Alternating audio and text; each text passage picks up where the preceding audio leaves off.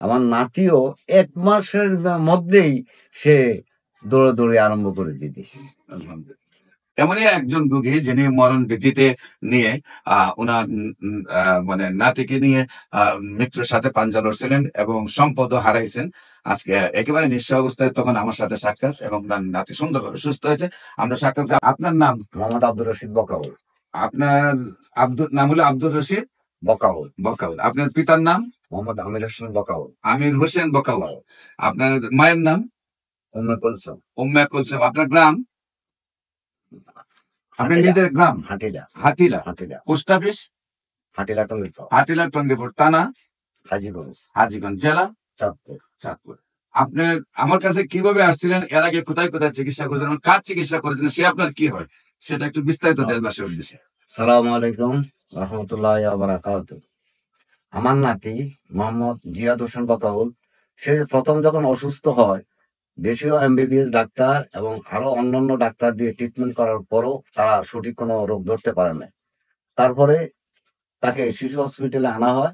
এখানে 1 মাস ট্রিটমেন্ট করার পরেও তারা কোনো সফলতা অর্জন করতে পারে নাই। শেষ পর্যায়ে ওনারা ক্যান্সারের একটা টেস্ট করলো, করার পর ওনারা সঠিক কোনো তথ্য আমাকে দেয় নাই, তবে ওনারা বলছে এইটুকুই যে আপনার নাতির শেষ অবস্থা। তাহলে এখন কি করা যায়? ওনারা সিট কাটি দিল। দেওয়ার পরে এখন কি করব, কোথায় যাব? কিন্তু নাতির তো ট্রিটমেন্ট করতে হবে। তখনই এই ডাক্তার এস এম সরোয়ার সাহেবের কথা ওই হসপিটালেই এক লোকের মাধ্যমে জানতে পারলাম। জানি ওনার কাছে আসলাম। আসার পর উনি বেশ দেখলো। দেখার পরে উনি বললো যে আল্লাহর রহমত কোনো সমস্যা নাই, আমি ওষুধ দিব, রক্ষা করবে আল্লাহ। তো উনি 4 মাস ওষুধ আমাকে প্রথমে দিয়েছে। আল্লাহর রহমতে 4 মাসে আমার নাতি সুস্থ। আপনার নাতির রোগ কি রোগ সিলেক্ট হয়েছিল? সিলেক্ট হয়েছে তার ব্লাডের কোনো উৎপাদন হইতেছে না, কিন্তু এতটুকু তারা শিশু হসপিটালে বলেছে, কিন্তু বাকিটুকু আমাকে বলে নাই। তার কারণ অন্য অন্য রোগীদেরকে মাসে কয় ব্যাগ ব্লাড দিতে হতো আপনার? ওটা আর 2 দিন 3 দিনে 5 ব্যাগ দিত। 2 দিন 3 দিনে 5 থেকে 6 ব্যাগ ব্লাড দিতে হচ্ছে। এবং আপনার টোটাল টাকা পয়সা এলোপাতিকে কত খরচ হয়েছে? ওটা তো হিসাব ছাড়া আমার এই পর্যন্ত আমার এই নাতির পিছনে প্রায় 17 লক্ষ টাকা ব্যয় হয়েছে। প্রায় 17 লক্ষ টাকা আপনার নাতির তলে আপনি ব্যয় করেছেন, কিন্তু কোনো রেজাল্ট কি পেয়েছিলেন? রেজাল্ট পেয়েছি 2 মাস ভালো থাকে, 1 বছর খারাপ থাকে। রেজাল্ট আমি এইটুকু পেয়েছি। আচ্ছা, আমার এখানে চিকিৎসা যখন করছিলেন কয় মাস পরে আপনার নাতি সুস্থতা আসছে? প্রথম মাসেই যখন ওষুধটা খাওয়াইলাম, খাওয়ানোর পরে প্রথম মাসেই তার ভালো দিকে যাইতেছে, এটা আমরা দেখলাম। তার বডিতে কোনো ব্লাড দেখা যাইত না।